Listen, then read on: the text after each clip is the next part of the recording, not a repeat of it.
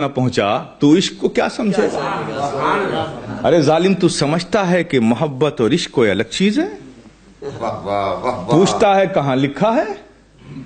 یہ فقیر اشرفی گدائے جیلانی تجھ کو بتاتا ہے محبت اور عشق یہ الگ چیز نہیں ہے، بلکہ محبت کے اپ گریڈ ورژن کا نام عشق ہے۔ سبحان اللہ، سبحان اللہ، کیا کہنے۔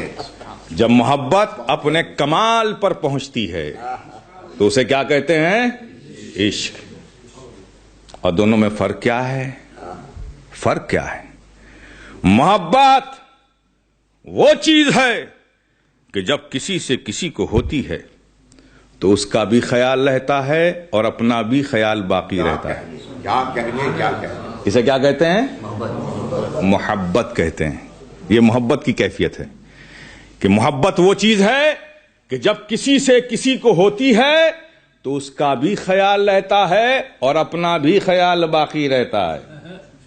لیکن عشق وہ چیز ہے کہ جب کسی سے کسی کو ہوتی ہے تو صرف اس کا خیال رہتا ہے، اپنا خیال نہیں رہتا۔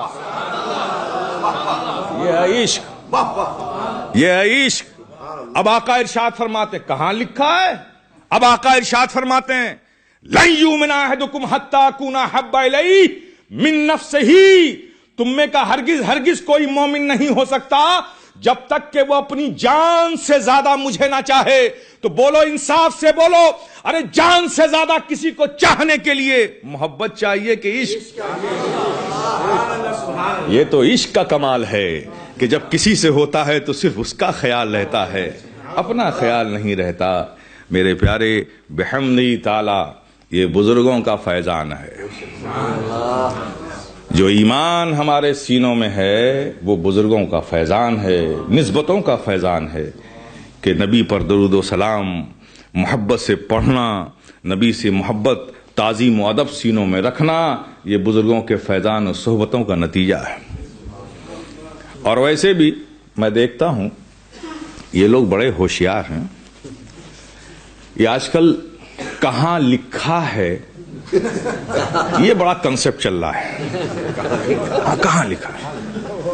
اچھا، میں نے دیکھا کہ سوال کرنے میں بھی کمال کی احتیاط کرتے ہیں لوگ۔ یہ کہاں لکھا ہے یہ ہمارے علماء سے نہیں پوچھیں گے، کمال کی غضب کی احتیاط پوچھیں گے کس سے؟ بیچارے کسی آفس میں کام کرنے والے سے پوچھیں گے، کسی کاروباری آدمی سے پوچھیں گے، کسی تجارت کرنے والے سے پوچھیں گے، اس سے پوچھیں گے کہاں لکھا ہے۔ ارے ظالم، پوچھنا ہے تو ان علماء سے پوچھ کہاں لکھا ہے، یہ بتائیں گے کہ کہاں لکھا ہے۔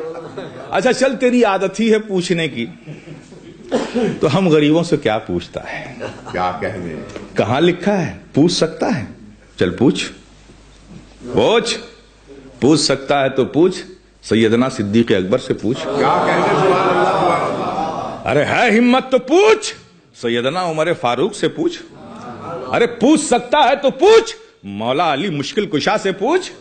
ارے پوچھ سکتا ہے تو پوچھ، حضرت عثمان غنی سے پوچھ سکتا ہے تو پوچھ، حضرت طلحہ ابن زبیر سے پوچھ۔ ارے پوچھ سکتا ہے تو پوچھ، حضرت بلال سے پوچھ سکتا ہے تو پوچھ، عبداللہ ابن مسعود سے پوچھ۔ ارے پوچھ سکتا ہے تو ان سے پوچھ کہ نبی ہیں، وضو فرما رہے ہیں اور صحابہ پروانوں کی مانند چاروں طرف کھڑے ہیں۔ نبی نے پانی لیا، دست رحمت دھویا، پانی کے قطرے نبی کے جسم پاک سے جدا ہوئے۔ وہ قطرے زمین کی طرف آنا ہی چاہتے تھے کہ ایک صحابی نے دونوں ہاتھوں کو بڑھایا اور پانی کے ہر قطرے کو اپنے چلوؤں میں لے لیا اور پی لیا۔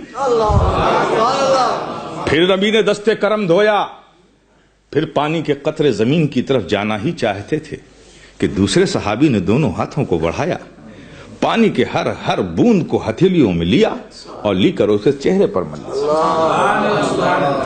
نبی وضو فرماتے جا رہے ہیں اور صحابہ پانی کے ہر قطرے کو لے کر کوئی پی رہا ہے، کوئی سروں پہ ڈال رہا ہے، کوئی سینے پہ مل رہا ہے، کوئی آنکھوں سے لگا رہا ہے، اور زمین تمنائی نظروں سے صحابہ کو دیکھ رہی ہے۔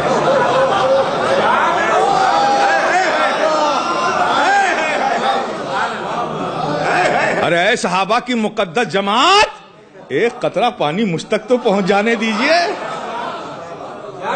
خدا کی قسم، نبی کے جسم اطہر سے لگا ہوا ایک قطرہ پانی اگر ہمیں بھی مل گیا تو ہمیشہ کے لیے خزاں رسیدگی دور ہو جائے گی۔ لیکن صحابہ کا عشق ہے کہ نبی کے جسم اطہر سے لگے ہوئے کسی قطرے پانی کو زمین پر نہیں جانے دیتے۔ کوئی لے رہا ہے، کوئی پی رہا ہے، کوئی آنکھوں سے مل رہا ہے، کوئی سینے پہ لگا رہا ہے۔ پوچھنا ان سے، پوچھ کہ اے صحابہ کی مقدس جماعت، یہ جو نبی کے وضو کے پانی کو لے کر آپ نے پیا، سینے پہ ملا، سر پہ ڈالا، آنکھوں میں لگایا، ایسا کرنا کہاں لکھا تھا؟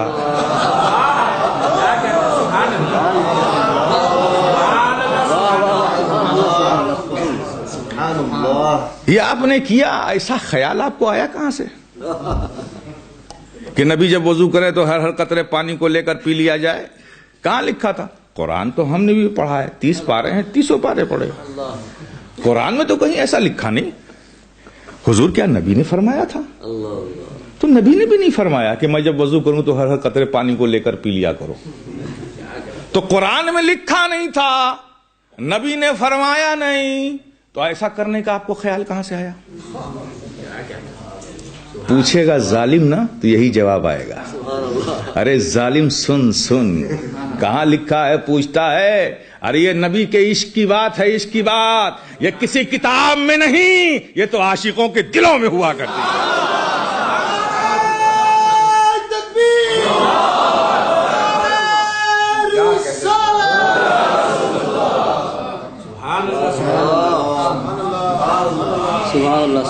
لیکن بحمدہ تعالی اللہ کا شکر احسان ہے کہ ہم نبی کے وفادار غلام ہیں۔ اللہ پاک اسی غلامی کے ساتھ ہمیں زندہ رکھے اور اسی پر ہمارا خاتمہ فرمائے۔ وآخر الدعوانا الحمدللہ رب العالمین۔